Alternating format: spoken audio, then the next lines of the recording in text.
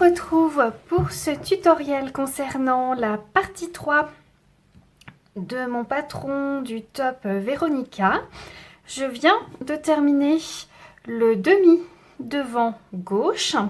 Voilà, j'ai mis les mailles en attente et là on arrive au moment où on doit relever les mailles sur le devant pour tricoter le demi devant droit, en sachant que comme pour le demi devant gauche, nous allons relever les mailles dans la chaînette qui a été fait par les mailles serrées au crochet dans le motif qu'on a placé précédemment.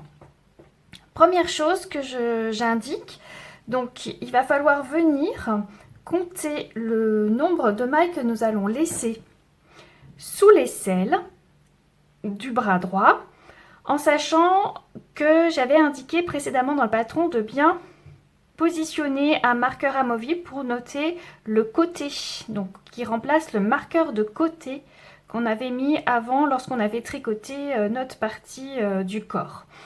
Donc à partir de ce marqueur amovible, je vais compter le nombre de mailles qu'il est indiqué de laisser pour l'aisselle, et là j'ai mis un autre petit marqueur amovible, car à partir de là, je vais compter le nombre de mailles dans la chaînette, comme nous l'avons fait là précédemment, hein, ici 1, 2, 3, 4, 5, 6, 7, jusqu'au nombre indiqué dans le patron.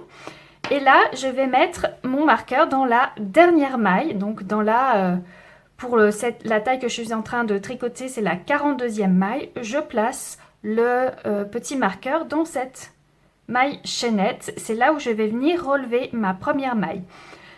Vous voyez que là, il reste une maille entre les deux demi devant, c'est normal, c'est voulu, c'est la symétrie qui veut ça, puisque nous avons un nombre impair pour cette taille, en tout cas sur le devant. Donc je vais venir positionner mon aiguille dans la maille serrée de mon rang au crochet précédemment. Je vais enlever le petit marqueur, j'en ai plus besoin, et je vais commencer mon relevage de maille dans cette maille chaînette. Donc comme pour le demi devant gauche, je procède de la même manière. Si j'y arrive, c'est toujours un peu serré sur la première maille. Si vous n'arrivez pas à la passer, j'ai une autre astuce, c'est-à-dire que je prends l'autre aiguille qui vient se mettre dans la maille. Aussi, je positionne l'aiguille de droite derrière et comme ça, c'est plus facile pour moi de venir la tricoter.